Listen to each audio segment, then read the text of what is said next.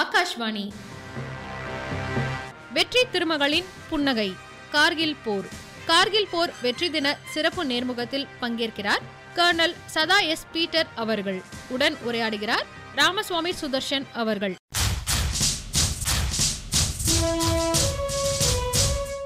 அன்பு நிறை நேயர்களுக்கு வணக்கம். நேயர்களே, இன்னைக்கு ரொம்ப சிறப்பான ஒரு தினம், கார்கில் வெற்றி திருநாள். இந்த திருநாள் இதனுடைய பின்புலம் உங்களுக்கு தெரியும், இருந்தாலும் கொஞ்சம் மனசுல வாங்கிட்டீங்கன்னா நல்லா இருக்கும். சுமார் 26 ஆண்டுகளுக்கு முன்பாக கார்கில் போர் நடந்தது. அந்த போரில் நாம எப்படி பாகிஸ்தானியர்களை 3 கட்டங்களாக நாம் எப்படி வென்றெடுத்தோம் அப்படிங்கிறது தான். முதல்ல பாகிஸ்தானுடைய ஊடுருவல், அதற்கு பிறகு இதனை நம்முடைய இராணுவம் கண்டறிந்தது, அதற்கு பிறகு தாக்குதல் தொடுத்து அதில் எப்படி நாம் வெற்றி பெற்றோம் அப்படிங்கிறதுக்காகவும், அந்த வெற்றியை குறிப்பதன் முகத்தான். அது மட்டும் இல்லாமல் அவங்க உயிரிழந்த சற்றேறக்குறைய 527 வீரர்களை நாம் இழந்திருக்கோம். ஒரு 1363 பேர்கள் படுகாயம் அடைந்திருக்கிறார்கள். இவங்களுக்கெல்லாம் ஒரு அஞ்சலி செலுத்தக்கூடிய வகையில், அவர்களுடைய தியாகங்களை நினைவு கூறக்கூடிய வகையில் தான் இதை நம்ம அனுசரிச்சுக்கிட்டு வரோம். இன்னைக்கு இதை ஒட்டி ஒரு சிறப்பு விருந்தினர் நம்ம மத்தியில் இருக்காங்க. லெப்டினன்ட் கர்னல் சதா எஸ். பீட்டர் அவங்களுடைய பெயர். அவங்கள உங்கள் சார்பாக, நிலையத்தின் சார்பாக வரவேற்கிறதுல பெரும் மகிழ்ச்சி. ஐயா வணக்கம். ஐயா வணக்கம். ரொம்ப மகிழ்ச்சி எனக்கும் இங்கே வந்ததுக்கு. இதில் ஒரு சுவாரஸ்யமான விஷயம் என்னென்னா, இவங்க colonel he is a very ardent listener. நம்மளுடைய ரெயின்போ பண்பலை ஒலிபரப்ப ரொம்ப தீவிரமான ரசிகர், ரொம்ப ஆழமான நேயரும் கூட. அது நமக்கு கூடுதலான ஒரு சந்தோஷத்தையும் ஒரு பெருமிதத்தையும் கொடுக்கக்கூடிய விஷயம். ஐயா, இப்போ நீங்கள் இந்த இராணுவத்தில் கார்கில் போரில் பங்கெடுக்கிறதுங்கிறது ஒரு சடார்னு ஒன்றும் நீங்கள் செய்யறதில்ல. நீங்கள் சிறு வயது முதலே இதற்காக நீங்கள் இராணுவத்தில் சேரணும் அப்படிங்கிறது எல்லாருக்கும் அந்த ஆர்வம் இருப்பதில்லை. ஆர்வம் இருப்பவர்கள் எல்லாராலையும் அதை இராணுவத்தில் சேவை புரியவும் முடியறதில்லை. சுருக்கமாக உங்களுடைய இளமை காலம் எப்படி நீங்கள் இராணுவத்தில் சேரக்கூடிய ஒரு உந்துதல் உங்களுக்கு எப்படி ஏற்பட்டது? ஐயா, எங்கள் தந்தையார் அவரும் ஒரு ஏர்ஃபோர்ஸ் ஆஃபீஸர். ஒரு சின்ன குழந்தைக்கோ ஒரு பையனுக்கும் அவங்க அப்பா தான் ஒரு முதல் ஹீரோ. ஸோ நான் வளரும் போது எங்கள் அப்பா ரொம்ப டைம் என் கூட ஸ்பெண்ட் பண்ணுவாங்க. 6ஆம் கிளாஸ்லேயே டிக்ஷனரி அட்லஸ்லாம் வாங்கி கொடுத்து, கார் எங்கேயாவது வெளியே கூட்டிகிட்டு போனால் எழுத வைப்பாங்க. அதே இதை திருப்பி வேறு மாதிரி எழுத சொல்லுவாங்க. ஸோ அப்படி வளர்ந்த பையனா. ஸோ அவங்க ரொம்ப ஒரு ஸ்டைலிஷாக இருப்பாங்க. அவங்க நடக்கிறது, அந்த காரில் ஏறுறது, அந்த ஃபோனில் பேசுறது, அதெல்லாம் ஒரு சின்ன ஒரு இம்ப்ரெஷன்ஸ். அப்புறம் அவங்க கிளாரிட்டி ஆஃப் தாட். அப்புறம் அந்த காலத்தில் 80s 70s இப்போ வளர்ந்த பிள்ளைங்களுக்குலாம் இந்த பெரிய எக்ஸ்போஷர்னு இந்த கார்ப்பரேட்லாம் இந்த அளவு வளரல. ஸோ நம்மளுக்கு கவர்மெண்ட் சர்வீஸ், அதுவும் டிஃபென்ஸில் போகணும். அண்ட் எங்கள் அப்பா ஏர்ஃபோர்ஸில் பைலட்டாக இல்லாட்டியும் அவர் ஒரு டெக்னிக்கல் ஆஃபீஸர்னாலும் அவங்க ஃப்ரெண்ட்ஸ் பைலட்ஸ் நிறைய பேர் பார்ப்பேன். ஸோ சின்ன வயசுலேருந்து ஏர்ஃபோர்ஸ் ஆஃபீஸராக, ஏர்ஃபோர்ஸ் பைலட் ஆகணும்னு ஆசை. ஆனால் கிராஜுவேஷன் முடித்தோடனே யூபிஎஸ்சி எழுதும் போது ஆர்மியில் நான் மெரிட்டில் ஹையாக இருந்தேன். ஏர்ஃபோர்ஸில் மெரிட் அது வேகன்சிஸும் கம்மி. ஆர்மிக்குள்ளே போனேன். அதுவும் பீரங்கித்துறையை செலக்ட் பண்ணேன். ஏன்னா ஒருத்தர் சொன்னார், எங்கள் அப்பாவுடைய ஃப்ரெண்டு, பீரங்கித்துறையில் போனேன்னா தம்பி ஒரு 4-5 வருஷம் கழித்து நல்லா பண்ணேன்னா அங்கேருந்தும் உன்னை ஃப்ளைங்க்கு அனுப்புவாங்க. ஏன்னா ஒரு ஸ்பெஷலைஸ்ட் ரோல் இருக்குது. ஸோ அதை நான் பிடிச்சிக்கிட்டேன். ஸோ பீரங்கித்துறைக்கு போய் ஒரு 3.5 இயர்ஸில் அந்த கோர்ஸையும் அப்ளை பண்ணி ஃப்ளைங்க்கும் போனேன். As a young captain. Complete pilot training air force தான் பண்ணாங்க. திருப்பி ஆர்மி ஏவியேஷனுங்கிற ஒரு டிபார்ட்மெண்ட்டுக்கு திருப்பி ஆர்மிக்கு ஒரு 5-6 வருஷம் ஃப்ளை பண்ணேன். ஃப்ளைங் டியூட்டிஸில் border recce, artillery control, fire control அதெல்லாம் பார்ப்போம். அண்ட் அதுக்கு பிறகு திருப்பி 10வது வருஷத்தில் மேஜராக 1999 யூனிட்டுக்கு திருப்பி வரணும். இப்போ நீங்கள் ஃப்ளையிங்லாம் முடிச்சுட்டு நீங்கள் மேஜர் ஆகிட்டு உங்கள் யூனிட்டுக்கே திருப்பி வரணும் அப்படிங்கிற கட்டத்தில் இது நீங்கள் பேசும்பொழுது எனக்கு ஒரு சின்னது நடுவில் ஒரு சந்தேகம் வந்தது. நீங்கள் இந்த ஆர்மியில் ஒரிஜினலாக உங்களுக்கு இதில் ஜாயின் பண்ணணும் அப்படிங்கிற ஆர்வம்லாம் இருந்தது. அப்போ உங்கள் அப்பா இராணுவத்தில் தான் இருக்காங்க. இராணுவம்னா என்ன, விமானப்படை, பொதுவாக இராணுவம் சொல்கிறோம். அப்போ நீங்கள் நாட்டில் பல இடங்களுக்கு நீங்கள் போயிருப்பீங்க இல்லையா? கண்டிப்பாக. நான் படித்தது ஒரு 8 ஸ்கூலில். டெல்லியில் ஆரம்பித்து ஷில்லாங் போய், ஷில்லாங்லேருந்து பெங்களூர் வந்தேன். அப்புறம் எங்கள் அப்பா ட்ரிச்சிங்கிற ஊரில் என்சிசி ஏர் ஸ்குவாட்ரனுக்கு கமாண்டிங் ஆஃபீஸர் இருந்தாங்க. ட்ரிச்சியில் படித்தேன். அதுக்கு பிறகு அவங்களுக்கு பிக்கானீர்னு ஒரு இடம் போஸ்ட், ராஜஸ்தானில், அங்கே போனேன். ஸோ 7-8 ஸ்கூலில் படித்தேன். அப்புறம் அவங்க ப்ரீமெச்சூர் 20 வருஷம் ரிட்டையர். ஏன்னா அவங்களுக்கு டீச்சிங், அவங்கெல்லாம் டீச்சர்ஸ் ஃபேமிலிஸ். வெளியே திண்டுக்கல்ங்கிற ஊருக்கு போனோம். ஸோ அவங்க சொன்னாங்க, தம்பி நீ வேணால் லோயலாக்கு போ, வெளியே கூட போய் படின்னு. நான் வந்து ரொம்ப கிளியராக இருந்தேன், யூபிஎஸ்சிக்கு கிளியர் பண்ணணுன்னு. இங்கிலீஷில் வந்து நல்ல ஒரு கம்ஃபர்ட் லெவலும் ஒரு எபிலிட்டியும் இருந்துச்சு. ஸோ பிஏ லிட்ரேச்சர் தான் எடுத்தேன். ஒரு ரொம்ப சுலபமாக படித்து காலேஜ் ஃபர்ஸ்ட் யூனிவர்சிட்டி ரேங்க்ஸில் வந்துட்டேன். யூபிஎஸ்சிக்கு ப்ரிப்பேர் பண்ணேன். யூபிஎஸ்சினா நீங்கள் சிடிஎஸ், அதாவது கம்பைன்ட் டிஃபென்ஸ் ஆமாம், 87ல் நான் டிகிரி முடித்த உடனே அந்த வருஷம் எழுதினேன். ஹாஃப் ஹார்ட்டடாக சீரியஸாக கொடுக்கல. யூபிஎஸ்சியில் ஃபர்ஸ்ட் கோலே நான் கிளியர். எனக்கு வந்து ஏர்ஃபோர்ஸ் ஃபர்ஸ்ட் இது போட்டிருந்தேன்.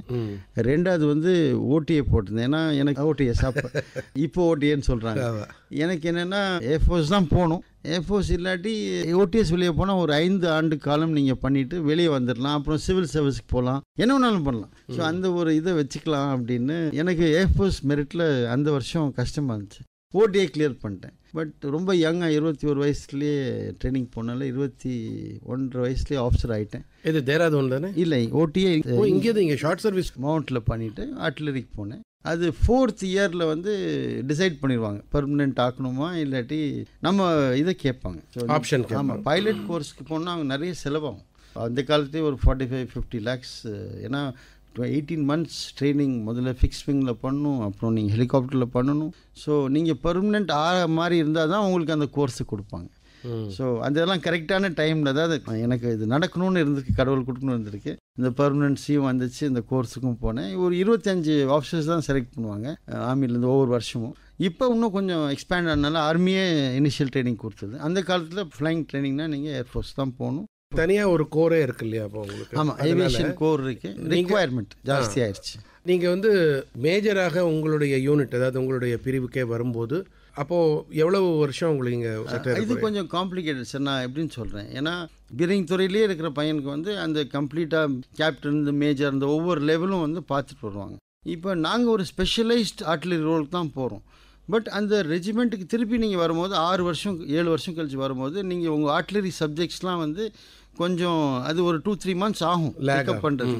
அண்ட் நீங்கள் வருது ஒரு சீனியர் பொசிஷனுக்கு, ஒரு யங் கேப்டனோ லெஃப்டினண்ட்டாக வரல, ஒரு யூனிட்டில் ஒரு 6 பீரங்கிக்கு பேட்டரி கமாண்டர் இருப்பாங்க, அந்த பொசிஷனுக்கு தான் வருவீங்க. ஸோ உங்களுக்கு but basic intelligence and on ground நீங்கள் லேர்ன் பண்ணிடுவீங்க.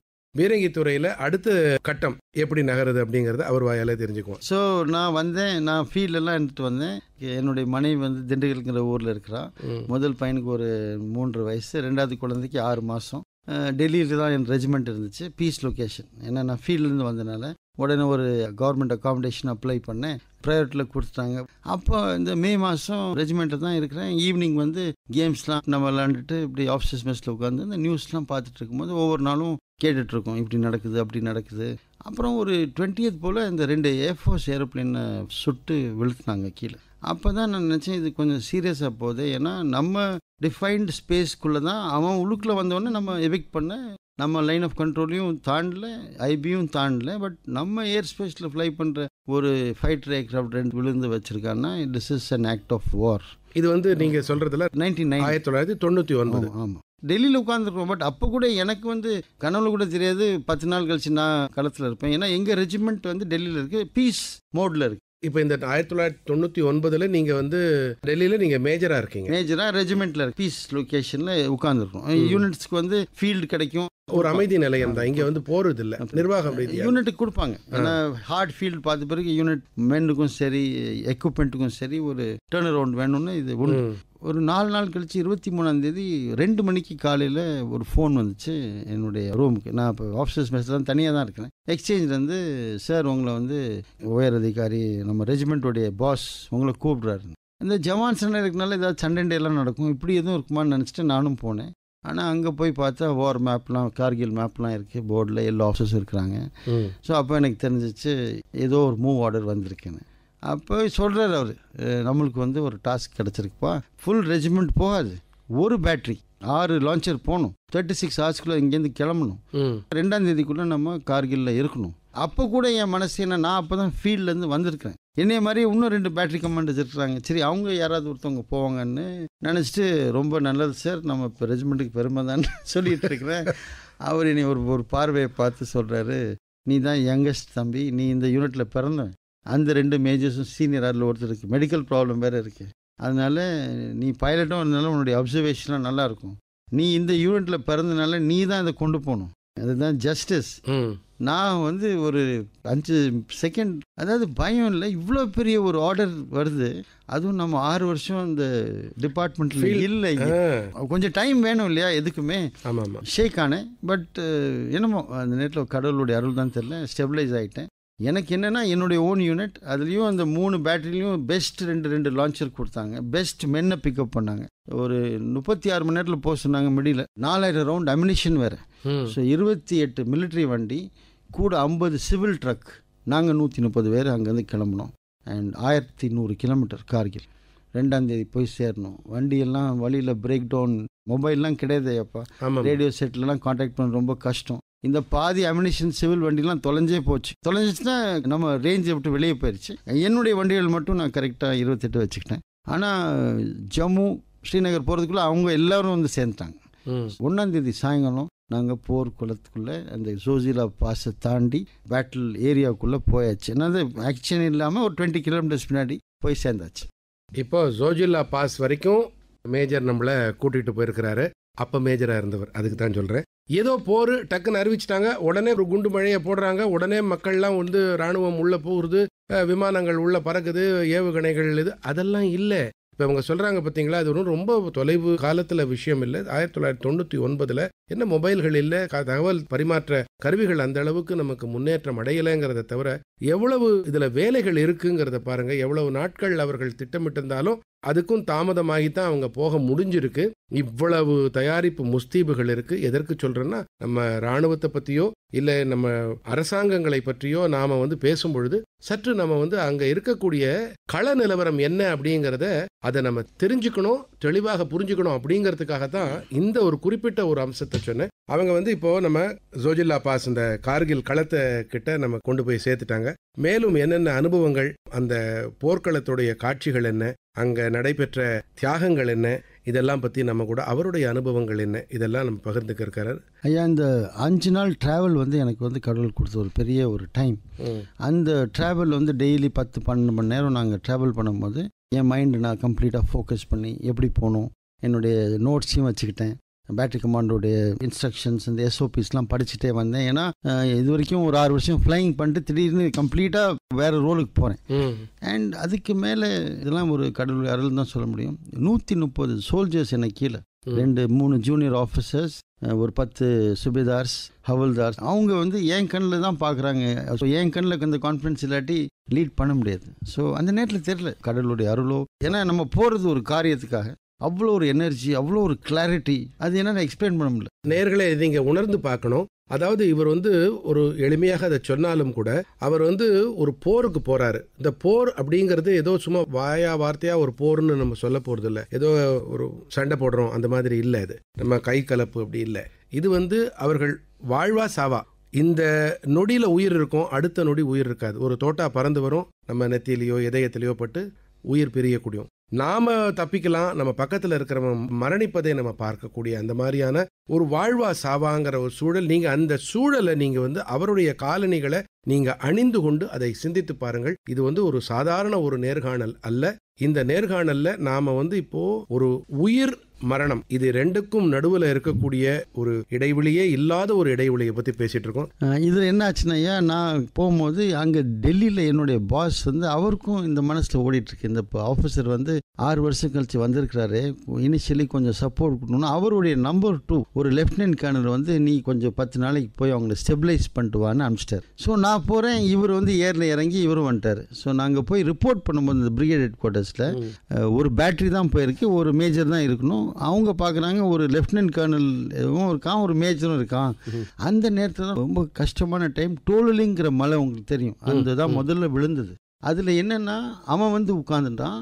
அவன் உட்காந்தான்னா நம்ம போஸ்ட்லாம் அவனை நோக்கி இருக்கும். அவன் வந்து உட்காந்தனால அந்த போஸ்ட் போய் உட்காந்து ஒரு மீனிங் இல்லை. இந்த பக்கம் திருப்பி ரீசைட் பண்ணியிருக்கலாம். ஸோ அவனுடைய டார்கெட்லாம் நம்ம அக்வயர் பண்ணி அதில் பாம்பு பண்ண பிறகு தான் நம்ம தரப்படியே மேலே ஏற்றணும். அப்போ அவங்களுக்கு வந்து மேஜர்ஸ், சீசன்ட் மேஜர்ஸ் பக்கத்து மலையில் அவங்களெலாம் ஆங்கர் ஓபின்னு சொல்லுவோம். அவங்கள ஏற்றி ரெஜிஸ்டர் பண்ணி இந்த டாட்டாவை எடுத்து கன்ஸ் வச்சு ஃபயர் பண்ணி அந்த மேஜர் ஷார்ட்டேஜ் ரொம்ப இருந்துச்சு. என்னையை பார்த்தோன்னே அந்த பிரிகேடியருக்கு வந்து இவன் வந்து சரியான ஆள்னு சொல்லி அந்த லெஃப்டினன்ட் கர்னலில் நீ ஒரு 15 நாள் இரு, என்னை கூப்பிட்டு, தம்பி ராஜா, நீ வந்து உனக்கு கமாண்ட்லேருந்து ரிலீவ் பண்ணிட்டேன், உன்னுடைய அந்த பிசிஓபி பார்ட்டியை எடுத்துகிட்டு நீ அந்த மலை மேலே ஏறு, அங்கேருந்து ரெஜிஸ்ட்ரேஷன் பண்ணு, இந்த டோலிங் முடியும் போது அப்புறம் வந்து உன்னை இறக்குவோம் அப்படின்னு. இப்போ பார்த்தீங்கன்னா 6 நாள் நான் வந்திருக்கிறேன். இப்போ தான் இங்கே ஸ்டெபிலைஸ் ஆகும்போது கம்ப்ளீட்டாக ரோலை மாற்றி என்னுடைய 2 ஆப்ரேட்டர், ஒரு டீயை வச்சு, ஒரு இன்ஃபென்ட்ரி அந்த தரப்பட 2 பேர் வச்சு அந்த மலை இப்போ நாங்கள் வச்சுக்கலாம் சின்ன சின்ன துப்பாக்கி. அதுவும் 8 நாள் முன்னாடி டெல்லியில் சுற்றி அவன் உட்காந்துருக்குறான். ஸோ அந்த பயமும் வந்துருச்சு. அப்போ தான் அந்த கட்டத்தில் எங்கள் அப்பாவுக்கும் எங்கள் ஒய்ஃபுக்கும் கடைசி ஒரு லெட்டரும் எழுதிட்டேன். ஏன்னா சொல்ல முடியாது. ஆமாம், அதெல்லாம் ஒரு 2 புக் எழுதியிருக்கேன் ஐயா. இது வந்து அவருடைய முழுக்க அவருடைய அனுபவங்கள், தகவல்கள், உண்மைகளையும் அதில் சில சுவாரஸ்யமாக சில நாவல்கள்லாம் படி புதினம் ஒரு வடிவத்தில் storm troopers at out post பட்டி அப்படிங்கிற ஒரு போர்க்கால புதினமும், ஹேமோட்டிங்லாஸ் ஹேமர்ஹெட் அப்படிங்கிற இன்னொரு புதினத்தையும் அவங்க எழுதியிருக்கிறாங்க ஆங்கிலத்தில். இது வந்து இந்த கார்கில் அந்த போர்க்கால அனுபவங்கள், அங்க இருக்கக்கூடிய யதார்த்தமான உண்மைகள், கதைப்புகளையும் சேர்த்து அவர் வந்து கதை அம்சங்களோட சுவாரஸ்யமான ஒரு புதினமாக ஒரு நாவலாக அழைச்சிருக்கிறாரு. ஸோ டோலிங் மலையில் ஏறும்போது இந்த லெட்டர்லாம் எழுதினேன். இந்த ரிசால்வோ எனக்கு பயமோ இல்லை. நான் வந்து உயிர் போனாலும் பரவாயில்ல, நம்ம யூனிட் உடைய ரெஸ்பெக்ட் இருக்குது, அதோடைய ஒரு மதிப்பு இருக்குது. எனக்கு 10 வருஷம் ஆர்மி கொடுத்த அந்த ட்ரைனிங் அண்ட் வாழ்வுக்கு நான் வந்து இதாக இருக்கணும்னு ஏறினேன். ஆனால் அங்கே ஒரு 20 பேர் ஆல்ரெடி இருந்தாங்க. அவங்க தடைப்படை கிரெனேடியர் யூனிட். அவங்க அந்த இடத்துல சைலண்ட்டாக இருக்கிறாங்க. ஏன்னா அந்த இடத்த பிடிச்சி வச்சிருக்கிறாங்க. டோலிங் மலை விழுந்த பிறகு பின்னாடி ஒரு பிளாக் ராக்குங்கிற ஒரு ரொம்ப ஒரு பயங்கரமான ஒரு அட்டாக்கு இந்த இடத்து தான் ஃபேர்ம் பேஸாக நம்ம ட்ரூப்ஸ் இங்கே வந்து தான் போகணுன்னு அவன் பிடிச்சி வச்சிருப்பான். அங்கே போய் நான் ரேடியோ செட்லாம் திறந்து பேசினோன்னா அவங்க ஏன்னா மலையில் 13,000 அடியில் வந்து யாரும் பேசாமல் இருக்கும்போது சத்தமே கேட்காது, இந்த காற்று சத்தம் மட்டும்தான் கேட்கும். அங்கே நம்ம 2-3 ரேடியோ செட்டை திறந்து மைக் டார்கெட் இந்த டார்கெட்னு பேசும்போது அவனுக்கு என்னமோ ரொம்ப பெரிய ஒரு ட்ராமா பண்ணுற மாதிரி இருந்துச்சு. ஒரு சோல்ஜர் கூட வந்து சொன்னான், சார் கொஞ்சம் மெதுவாக பேசுங்க, பக்கத்து மலையில் கேட்காது. அதாவது நான் அந்த இதை சொல்கிறேன், முதல்ல ரெஸ்பெக்ட் அவ்வளோ இல்லை. ஏன்னா அவனுக்கு பார்த்தா இவன் என்ன பீரங்கி படுத்து ஒருத்தன் வந்திருக்கான் ரேடியோ செட்லாம் எடுத்து சின்ன சின்ன துப்பாக்கி வச்சுட்டு. பட் நான் வந்து அந்த டார்கெட் ரெஜிஸ்டர் பண்ணி 20 பாம் 30 பாம் 40 பாம் ஏன் லான்ச்சர் மட்டும் இல்லை, போஃபோர்ஸ், ஃபீல்டு கன், ஸ்மோக், இலுமினேஷன் இந்த மாதிரி டோலிங்கில் ஃபயர் பண்ணும்போது அப்போ அவனே பார்க்குறேன், என்னடா இது 4 பேர் இருக்கிறான், நான் ஒரு ரேடியோ செட்டில் இவ்வளோ ஃபயர் கொண்டாను. அதே மாதிரி எங்கள் போஸ்ட் பண்ண அட்டாக் நீங்கள் சொல்கிறது இன்ஃபென்ட்ரிக்காரன், தரைப்படைக்காரன். ஆனால் அவனுக்கு டஃப் லைஃபுங்க. அவன் டார்கெட்டை பார்க்குற வழி வேறு, நான் பார்க்குறது வேறு. முதல் புக் சொல்கிறீங்கன்னா ஸ்டார்ம் ட்ரூப், அந்த 12 நாள் கதை தாங்க அது. நாங்கள் எப்படி வாழ்ந்தோம் அங்கே, சாப்பாடு இல்லாமல் குளிக்காமல். ஆனால் அதுலேயும் ஒரு சந்தோஷம், அதுலேயும் அவன்கிட்ட இருந்த சின்ன ராஷன், அதுலேயும் அந்த ஊரா இந்த ராஜஸ்தானி பிக்கல். அங்கே எங்கள் மேலே ஒரு அட்டாக் வந்துச்சு. அப்போ அந்த ஸ்னைப்பர்ஸ் மாறினது, அதாவது ஒரு பத்ரகாளின்னு சொல்லுவாங்கள்ல, ஒரு சிம்பிளி ஒரு சோல்ஜர் பெரிய ஒரு உருவம் எடுத்து அதெல்லாம் நான் பார்த்தேன். என் கண்ணு முன்னாடி 800 மீட்டர்ஸ் இனிமேல் சுட்டு கொண்டதை பார்த்தேன். அதெல்லாம் மறக்கவே முடியாது சார், எனக்கு இப்போதையும் புல் அரிக்குது. ஸோ அது முடிஞ்ச உடனே டோலிங் விழுந்தோடனே என்னை இறக்கிட்டாங்க. இறக்கி நான் திருப்பி வரேன். இந்த லெஃப்டினன்ட் கர்னல் திருப்பி போயிட்டாரு, பேட்டரி கமாண்டர், நான் திருப்பி கமாண்ட் எடுத்தாச்சு. ஸோ இது வந்து இந்த இடத்துல முடியுது. இது பிறகு இன்னும் முடியல, இதுதான் மேஜர் பார்ட். நாமளும் இப்போ இந்த கார்கில் போகிற மறுபடியும் வருவதுக்கு ஒரு உருவம் கொடுத்து அதை வாழ்ந்துகிட்டு இருக்கோம். ஸோ நான் கீழே வந்தேன்னா சரி ஒரு மேஜர் வார் முடிஞ்சு, அதுக்குள்ளே டோலிங் மலை எல்லா மலையும் விழுந்துருச்சு, டைகர் ஹில் ஒன்று தான் இருந்துச்சு.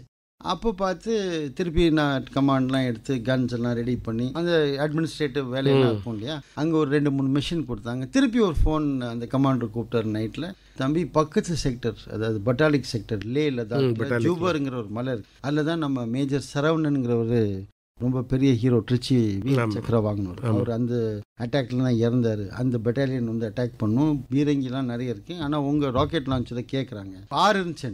அப்போ நாங்கள் எல்லாத்தையும் கொடுக்க மாட்டோம், நீங்கள் 3 கொண்டு போகணுங்க. ஸோ நான் நினச்சேன் இப்போ சரி ஒரு மேஜர் ஒரு கேப்டன் இருக்கான் அந்த பையனாட், நீங்கள் வந்து அந்த போஸ்ட் இருந்து பண்ண ஃபயரிங் எல்லா பக்கமும் தெரிஞ்சிருச்சு, நீங்கள் தான் கூட்டிகிட்டு போகணுன்னு அங்கேருந்து கேட்குறாங்க. சரி இதுவும் ஒரு இதுதான்னு நைட்டில் 10 மணிக்கு பெரிய அங்கீகாரம் இல்லை அது. நான் அந்த நேரத்தில் வேற மாதிரி தெரிஞ்சிச்சு. அதாவது ஒரு நல்ல ஒரு போரில் போகிற ஒரு சோல்ஜர் வந்து பயங்கிறது எல்லாருக்கும் இருக்கிறது தான். அது ஆனால் நம்ம கண்ட்ரோல் பண்ணி அதை கையில் சேனலைஸ் பண்ணுறது நம்ம கட்டுக்குள்ள நம்ம சோல்ஜர்ஸ் காமிக்கவே முடியாது. நீங்கள் வேணால் ஒரு டென்ட்டுக்குள்ளே போய் அழுதுக்கலாம், என்னாலும் பண்ணிக்கலாம். பட் உங்கள் கண்டு அவன் அந்த பயத்தை பார்த்தான்னா உங்கள் கமாண்ட் வந்து கொலாப்ஸ். பொதுவாக ராணுவத்தினர் இந்த பொசஸ்ட்னு ஆங்கிலத்தில் ஒன்று சொல்லுவாங்க, அந்த மாதிரி ஒரு வெறி பிடிச்ச மாதிரி என்ன சாப்பிட்டேன்னு தெரியல, அந்த மாதிரி எனர்ஜி. அதுக்கு பிறகு ஒரு 6 மாதம் கீழே வந்த பிறகு கம்ப்ளீட்டாக டவுன் ஆகிட்டேன். பட் அவ்வளோ எனர்ஜி இருந்துச்சு. அங்கே நான் நைட்டோட லோடட் லான்ச்சஸில் போய் கார்கில் ஒரே பாம்பிங் ஷெல்லிங், அதுலேயும் அந்த சிவில் ட்ரக் வந்து இங்கே அங்கே தள்ளி கொண்டு போய் அந்த கமாண்டரை போய் பார்த்தோன்னா அவரும் ஒரு காஃபியை குடிச்சிட்டு லிஸ்ட்டை கொடுத்து நாளைக்கு சாயங்காலம் எனக்கு வந்து ஜூபர் மலையில் வந்து 10 டன் 3 சால்வோ 360 ராக்கெட் நீ ஃபயர் பண்ணும் மேஜர் பீட்டர் அப்படின்னாரு. சார் ஒரு நாள் தான் இருக்குது, எப்படி நான் ரிக்கீப் பண்ணும், அதுக்கு தான் நீ வந்திருக்கிற, carry on these are the orders அப்படின்ட்டார். நைட்டோட நைட்டாக 13,000 அடிக்கு ஏறி அங்கேருந்து அந்த மலை தெரியுது. அங்கே வந்து இன்டைரக்ட் அப்சர்வேஷன் பண்ண முடியல, ஏன்னா நான் பைலட்டாக வந்ததுனால நீ அப்சர்வ் பண்ணு, உன்னை ஹெல்ப் பண்ணுறோம், லேட்ரலி யாராவது சப்போர்ட் பண்ணுவாங்க. ஆமாம், இந்த பேக்கப் ஃபயர் இல்லை ஃபயரிங் நான் தான் பண்ணுவேன், நான் தான் எக்வயர் பண்ணுவேன், நான் தான் என்கேஜ் பண்ணுவேன். அந்த மலை பக்கத்தில் அதாவது ஒரு 3-4 கிலோமீட்டர் வேறு ஏதாவது ஓப்பி இருந்தாங்கன்னா கரெக்டாக விடுதா, அந்த டிஸ்பர்சல் அதுக்கு அந்த இன்ஸ்ட்ருமெண்ட் கிராஸ் அப்சர்வேஷன்லாம் இருக்குது, சில மெத்தட்ஸ் இருக்குது. ஃபயருடைய எஃபெக்டிவிட்டிக்கு ஒரு ஹெல்ப் உனக்கு கிடைக்கும். ஆனால் மெயின் ஃபயர் கண்ட்ரோலும் நீ தான், ஃபயர் பண்ணுறவும் நீ தான், இந்த ரோல் கொடுத்தாங்க. ஸோ எனக்கு அந்த ரேஞ்ச் டேபிளே அந்த வெப்பனுக்கு வந்து 10,000 தான் இருக்குங்க. ஏன்னா அது ரஷ்யன் எக்யூப்மெண்ட், அது பிளெயின்ஸுக்கு பண்ண லான்ச்சர். நாங்கள் ஃபயர் பண்ண போகிறது 13,000 ஃபீட். ஆனால் என்கிட்ட இருந்தது அருமையான கமாண்ட் போஸ்ட் ஸ்டாஃப், எல்லாம் எக்ஸ்பீரியன்ஸ் பீப்புள். உடனே டேட்டாவை எடுத்து எக்ஸ்ட்ரப்லேட் பண்ணி இங்கே மேட்ச் பண்ணி அங்கே மேட்ச் பண்ணி அந்த டேட்டா ஓரளவு கொண்டாந்துட்டாங்க. ஸோ அடுத்த நாள் காலையில் ஒரு அவனுக்கு தெரியவும் தெரியக்கூடாது நம்ம பண்ண போகிற பிளானிங். ஸோ நான் வந்து பக்கத்தில் இருந்த ஒரு மீடியம் ரெஜிமெண்ட்டில் நீ ஒரு 2 ரவுண்ட் ஃபயர் பண்ணு, அதுலேருந்து சைடில் நான் ஃபயர் பண்ணேன். அதாவது கன்ஃபியூஷன்லேயே நான் ரெஜிஸ்டர் பண்ணி முடிச்சிட்டோம். 7 மணிக்கு நான் ஃபயர் பண்ணோம். 360னா 3 லான்ச்சில் 120, 40 டியூப்னா 40 ரவுண்ட்ஸ் ஒன்று ஏற்றலாம். ஒரு 40 கேஜினா 1.2 டன்ஸ் 20 செகண்டில் ஒரு லான்ச்சர்லேருந்து போயிடும். High explosive. ஸோ 3னா பாருங்கள் 3.6, 3னா 10 டன் பக்கத்தில் ஃபயர் பண்ணும். ஆனால் அது லோட் பண்ணுறதுக்கு திருப்பி அந்த ஹைட்டில் வந்து ரொம்ப ஒரு கஷ்டமான வேலை. நம்மகிட்ட இருக்கிற 35 பையங்க தான், ஆனால் பக்கத்தில் இருக்கிற ரெஜிமெண்ட்லேயும் வந்து மேன் பவர்லாம் கொடுத்தாங்க. ஃபயர் பண்ணோன்னு அந்த இடத்துலேருந்து வந்துடணும், ஏன்னா அவனுடைய ரடார் பிக்கப் பண்ணிச்சுன்னா அவன் உங்கள் மேலே திருப்பி அது எந்த இடத்துல அவன் வந்து அந்த இதெல்லாம் நாங்கள் எடுத்துக்கிட்டோம். கடைசியில் அங்கேயும் பார்த்தீங்கன்னா எனக்கு லேசாக ஒரு பயம், நம்ம வந்து ரெஸ்ட் கரெக்டாக பண்ணியிருக்கிறோமா, ஏன்னா அந்த பீக்ஸில் ஃபயர் பண்ணணும், அந்த பக்கம் ஃபயர் பண்ணால் வேஸ்ட் ஆயிரும். அப்பயே ஒரு ராக்கெட் விலை 1 லட்ச ரூபாங்க, 95,000. ஸோ 300 ராக்கெட்னா பாருங்கள் 3 கோடி ரூபா. 1999 கொஞ்சம் கீழே இறக்குனேன்னா கீழே இருந்து நம்ம போகிற பிஆர் ரெஜிமெண்ட் மேலே இருந்தால் இந்த பையங்க செத்து போயிடுவாங்க. ஸோ இந்த ஒரு ப்ரெஷர்லேயே இருந்தேன். கடைசி நான் கேட்டேன், சார் இந்த ட்ரெஸ்க்கு என்னால் எடுக்க முடியாது, சர்ப்ரைஸ்லாம் கொடுக்க முடியாது, இருட்டுறதுக்கு முன்னாடி நீங்கள் எனக்கு ஒரு சான்ஸ், இப்போ தான் ஃபயர் தான் பண்ண போகிறோம், நம்ம என்ன சர்ப்ரைஸ் அப்படின்னு, எங்கே ஓட போகிறான் அப்படின்னு கொடுத்தாங்க. கரெக்டாக அந்த எஜ்ஜில் இருந்துச்சுங்க. அதுவும் கடவுளுடைய அருள் தான். ஒரு ட்ராப் 50 கொடுத்து ஒரு ரிப்பீட் பண்ணி ஃபிக்ஸ் பண்ணிட்டேன். அண்டு கரெக்டாக 3 இது போச்சு. அதுக்கு பிறகு அடுத்த நாள் சிட்ரப்பில் வந்துச்சு. வந்து போஸ்ட்டில் நான் மட்டும் இல்லை, ஆர்ட்லரியும் ஃபயர் பண்ணாங்க. பட் மேஜர் ரோல் நாங்கள் ப்ளே பண்ணது. 58 டெட் பாடிஸ் ஒரு லைங் அந்த போஸ்ட். இந்த 2வது புக் எழுதியிருக்கேன், அந்த ஹேமர் ஹெட்.